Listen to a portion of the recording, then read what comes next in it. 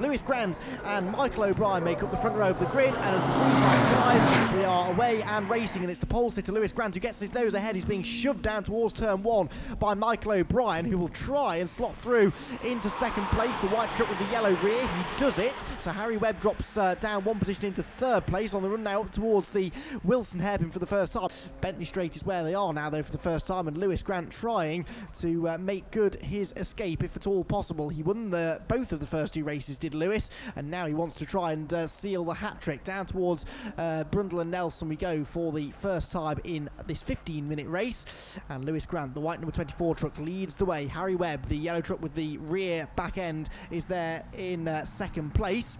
Everybody filing through more or less okay. A few very adventurous lines being taken by trucks further back in the pack, but they're all through cleanly and up towards the bomb hole in Coram. It's nose to tail for the race lead. Here comes Harry Webb. He wants to get the lead away if at all possible through Coram Corner down towards the end of the first lap, and Lewis Grant runs very, very wide through Coram. That'll put him on the tight inside line for Murray's, which means he stays ahead for now. But will Harry Webb be able to cut back to the late apex and get a run down the pit straight? Let's wait and see. They duck out of view briefly behind the media building. They'll soon be back into our sight though. It is absolutely nose to tail. Top 3 trucks as one. Lewis Grant, second place is going to be Harry Webb. Third place then for outside front row sitter Michael O'Brien. Then it's fourth place for Glenn Broster. Fifth for Smith. Sixth is Pell. And Matt Kelly already 7th, having started down in 11th place on the grid. So great stuff this has been from Matt Kelly. He'll be hoping though really just for a clean run in this one. Oh, someone running out a bit wide. That was Glenn Broster, I think, in 4th position as they came out of Riches. Bit of shuffling going on there though. That looked to me as though that was the 89 truck of Matt Smith running wide through Wilson. The 84 of Gavin Pell got past him, and now Matt Kelly is trying to do likewise. Down the Bentley Straight they all go. Has Matt been able to make the move stick? Yes, he has. So Matt Kelly moving nicely up the order here, picking his way past them one by one. Leaders about to approach Brundle and Nelson. Still the same order between the top 3 then. Grant from Webb from O'Brien. They're being reeled in slightly though, I think, by Glenn Broster, who's next in line in 4th and uses all the curb through Nelson. Gets way wide over the curbs on the exit of the corner as well. As a result, does Glenn. He keeps it going vaguely in the right direction up towards the bomb hole for the second time. We completed how many laps in the earlier races? Race 1 we did 10 laps, race 2 we did 10 laps, so you'd imagine that in race 3 we'll also get 10 laps completed. And who is going to lead the end of the second one? Because it's once again as close can be between Lewis Grant and Harry Webb, but Lewis is just about putting his SsangYoung in about the right places to keep the identical car behind him with Harry Webb at bay. Harry though is less than a truck length behind as they make their way up towards Rich's corner again. Defensive line being taken by Lewis Grant. Harry Webb goes to the outside. He's going to try and get the switch back on the exit of the corner here. Watch for the extra momentum that he'll carry, he hopes anyway, on the run towards the Wilson hairpin. No, he couldn't get across to the inside line, and instead it's the third place man Michael O'Brien who's attacking him. Out onto the Bentley Straight we go again, just being kicked up by several of the trucks now as they make their way out onto that part of the circuit.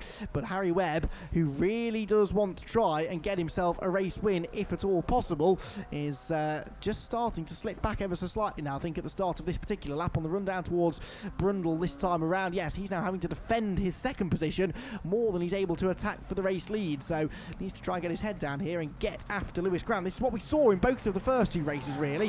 Harry Webb in the early goings, the Formula 4 racer Harry Webb, early on in the race able to go with race leader Lewis Grant, but as the race goes on Lewis seems to assert his authority and just finds a bit more pace, perhaps looking after the tyres better or brakes. Of course these things will take quite a bit of stopping, and with new trucks, new vehicles like these, then you're never quite sure how long components like the brakes are going to last. Out of Murray's again, back down the pit straight.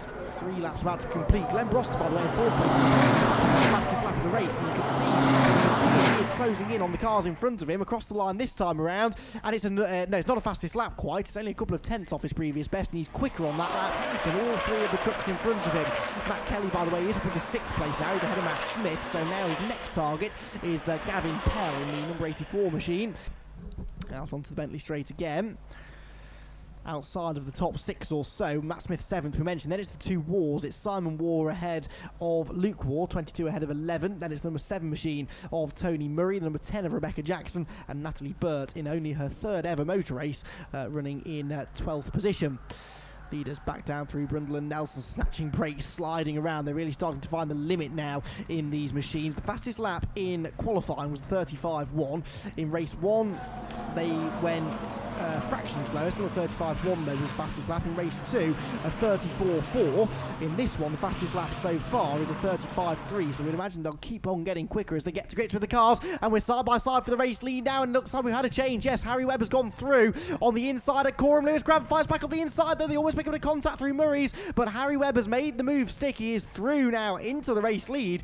That sort of came out of nowhere really, because he wasn't that close half a lap ago, but he's closed back in through the second half of the lap. He moved his way into second, and now he's gesticulating to Lewis Grant in the mirror saying, work with me, don't race me, push me, and that's exactly what's happening. They're bump drafting their way down towards Riches. Lewis at the last second looks to the inside, but that was never really likely to work, so they sort of worked together for half a straight, and then Lewis decided, actually no, I want to try and come back through if I can. That has meant that the third place man, Michael O'Brien, has closed right back in again on the run towards Wilson Hairpin. The big stop, the hardest braking point on the track. That means it's the best overtaking point on the track. Glenn Broster still with them in fourth. This is by far and away the most competitive of the three SsangYoung Racing Challenge races we've had so far this weekend. The first two have been pretty competitive. This one, though, they are absolutely nose to tail through the first four positions, and still just over half the race to go. Slipstream City now down the Bentley Straight. Can Harry Webb hang on, or will Lewis Grant be able to attack again down towards Brundle and Nelson? It really has been Murray's Corner where we've seen an awful lot of the overtakes taking place over the course of the SsangYoung Racing Challenge races this weekend. And is that going to be where we see the next challenge? Harry Webb a little bit wide there through Nelson, just hurts his exit speed slightly up towards the bomb hole and Coram. This is the fifth lap of the race. And it is Harry Webb then in the lead. Lewis Grant in second. He lost that lead at Murray's Corner on the previous lap, and now he wants to try and get it back if possible. Third place for Michael O'Brien. Fourth place, Glenn Broster. No change of position this time, or is there? Well, Michael O'Brien thought about going up the inside of Lewis Grant. Looks like that's maybe the one part of the circuit, Chris, where Lewis is struggling slightly. On the brakes in towards Murray's. He lost the lead there a lap ago, and Michael O'Brien thought about making the same sort of move on him this time. Yeah, and obviously I've just come up to see the fact that Harry Webb's got himself into the lead, and that I'm loving the sight that we've got all four of them absolutely joined together. Broster's been there or thereabouts for most of the weekend, hasn't he? But he's sort of had bad luck. He's been involved in incidents in the previous two races. At the back of that chain of four at the moment, Harry Webb doing well at the front. I thought it was interesting. I came up just as you were saying he was trying to get them to work together. How many times have we suggested that the cars should be doing that? They just won't do it, will they, at all? They're born racers. They just want to fight each other. Yeah, absolutely. Working together is a bit of an alien concept, really, isn't it? But in theory, it is quicker. Two cars working together will make for quicker lap times around a place like this, but getting them to do it is another matter. Leaders nose to tail again down towards Brundle, and you can really see there that Lewis Grant was gaining in the slipstream. Well, I can't remember whether it was Lewis or whether it was Harry after race one. I think it was Harry said that the slipstream effect actually wasn't that strong in these things. Well, I beg to differ, because look at the way that Lewis Grant has drawn alongside in towards Nelson. It didn't work that time, but that was an absolute textbook slipstream, that wasn't it? Down the back straight, he closed in, he drew alongside, just couldn't quite get late enough on the brakes to make the move stick. Yeah, I mean, it certainly looked as though that was slipstream rather than mistake. I mean, I don't know whether maybe they were just a bit compromised, because you get the impression there's a degree of momentum required on these as well. So maybe Harry just didn't get the ultimate Wilson's and Chapman curve sequence as he went through there that compromised him all the way down that Bentley straight down toward Brundle and Nelson's. But as they come onto the centre straight for what will be, this is going to be their sixth time with just under 5.5 minutes remaining. It's bump drafting pretty much, and jumping out towards the left-hand side goes the 24 car of Lewis Grant. He's going to be on the outside by the time they get to Riches, but is he going to get the move done before he even gets there? Harry Webb's going late on the brakes, and he's going to stay there on the inside, and they're staying side by side. Oh, I hope they both emerge to the other side of Riches' corner. They do, and I think that on the inside line, that was probably Harry Webb that made that stick, wasn't it? Up towards Wilson they go, all four of them back together now, because Glenn Broster is once again a part of this, but that was brilliant stuff from Harry Webb. It looked for a moment or two once he lost the lead like Lewis Grant might have the pace to pull away. Absolutely not been the case though. Onto the Bentley Straight. Guess what? There's more dust being kicked up as they run out over the edge of the track through Chapman onto the longest straight on the circuit, and Harry Webb just about clawed his way back through. The question is, can he stay there for another 4.5 minutes? Because Lewis Grant's already proven that he's a pretty good racer. He made a brilliant move up at Murray's a few laps ago to take the lead in the first place. That may be where we see him make his first real challenge to take it back again. Yeah, and I mean, he almost suggests that he needs to be wary of the 94 car of Michael O'Brien just behind him, because he's been in the thick of it all weekend in these races. But frankly, at the moment, it looks as if Michael O'Brien's kind of, possibly even by choice, taking a bit of a watching brief, because there's so much going on between these front two. It only takes a little bit of contact that will compromise the speed, not just for the corner they're in, but potentially for the next couple of corners, and that's when Michael O'Brien can really take the spoils. But at the moment, it looks as if it's actually Lewis Grant, the second place car, that just got a slightly compromised Coram and Murray's that time round. But the good thing is it doesn't last for too long, does it? Because he's now starting to close yet again, and I do agree with you that looked like some serious slipstream in then. Looking at the inside then into Richie's, that was some serious bravery required to make that one stick. But yes, I absolutely agree, that's definitely slipstream that's taking effect. Maybe there's a bit more wind now. The wind has definitely picked up slightly. That might be having a slight effect. Sorry about that, I had beans for lunch. Well, I wasn't going to say anything, but you know, back out onto the Bentley straight, moving swiftly on. It is still 4 for the lead, and you sense that that's really not going to change now for the remaining 3¼ minutes of the race. They're going to stay absolutely together. It's now just a case of which order they are going to finish in. It is at the moment Harry Webb that has the lead, the truck with the yellow rear. The other 3 cars near enough identically liveried, so good luck picking them out from a distance. We'll do our best to keep you abreast of what sort of order they've got themselves into, but it's definitely Harry Webb that led on to the Bentley straight, and at the end of it, he's still there in front. Great battle as well for 5th and 6th, isn't it? 84 Pell and 42 Kelly. Good to see that Kelly was back out there again. Glenn Broster, sorry to cut across you. Glenn Broster made a right haul because of Brundle and Nelson then, ran way too wide to the left, was too tight into the right, and went a country mile onto the grass, so he's now no longer a part of that fight for the lead. I do love that. My dad used to say he's made a right haulix of it. Well, there are worse ways I could have described it. Yes, it keeps us out of trouble if we use that. And look at that, I said about the Pell and Kelly battle, and still that's raging all the way around Coram. I thought that Kelly was looking up the inside as they went round Coram of Pell. They're a bit easier to pick out, aren't they, with their red and black and grey liveries as well as the white. But here comes the other one that's fairly easy to pick out, with the yellow flashes at the back. That is Harry Webb, that's got that lead, and he's just managed to stretch his leg with the new fastest lap of the race that time round. It's not by a lot, is it? He's only 3/4 of a second ahead of Lewis Grant in that second position. Michael O'Brien just lost contact with Lewis that time. We know that Broster already had, because he'd run wide as he exited Nelson. He's not managed to fall back into the clutches of the battling duo of Pell and Kelly at the moment, but I don't think he's going to manage to sort of reattach himself to that 3 for the lead. No, it's looking unlikely, because the pace is remarkably evenly matched, isn't it? The top 3 have all been into the 34s at one point or another. Of course, Harry Webb, as you mentioned, did that on the previous lap at 34.695. Is that now the fastest lap? Let's have a look. Race 2 was when we had our previous best lap. That was a 1:34.3. So no, we're still about 0.4 of a second away from a new lap record, essentially, is what it will be, because of course this is the first appearance of the SsangYoung Racing Challenge at Snetterton, the first appearance anywhere for the SsangYoung Racing Challenge in the UK. So whoever sets the fastest lap today will have the official lap record as we leave our first round of what has already been a brilliant start to the challenge. A great second half of the race being put together here by Harry Webb, because we're about to come through to start the final lap, and he's built up now well over a 1 second advantage. I'd say now the fight really is between Lewis Grant and Michael O'Brien for second place. Oh, and one of them's just spun. Is that Michael, I think, maybe, that's just lost it going into Murray's, and he's pointing the wrong way. Is Lewis Grant still there in second in the number 24 car? He is, isn't he? So it's Michael O'Brien that's rotated. I didn't see the start of that. I saw the car coming to a standstill. He's now got going, but how many places has he lost? Glenn Broster comes through in third, 4th place for Gavin Pell, 5th place, excuse me, for Matt Kelly, and it's down to 6th, sorry, it's 6th for Matt Smith, so it's 7th for Michael O'Brien. He will be kicking himself.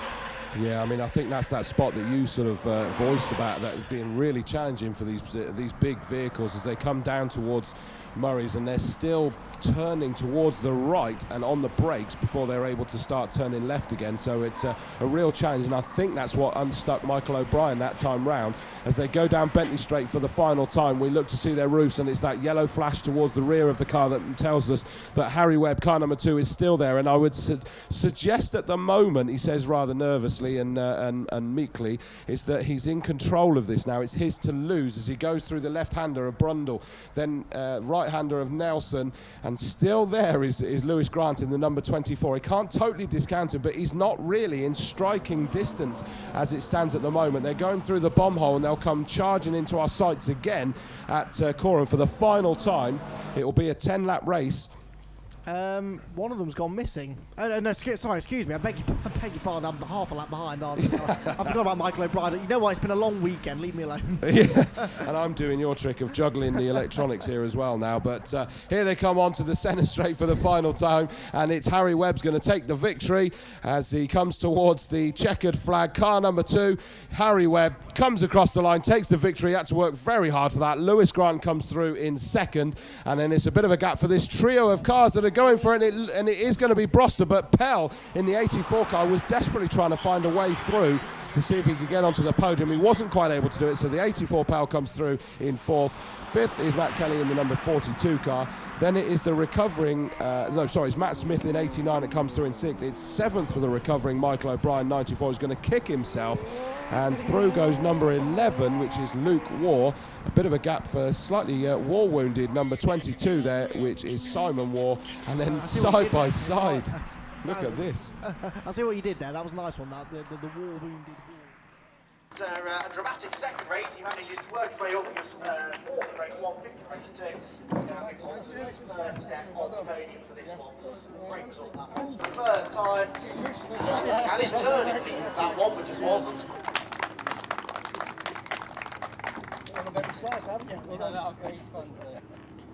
So, and she is our driver of the day in the SsangYoung Racing Challenge, driver of the weekend really. 3 races, 2 today, 1 yesterday, and it's Natalie who comes home with... We got a good start and sort of picked him off, but I think we were a bit stronger at the end than everyone else. We sort of held the lead, but it was a good race, yeah.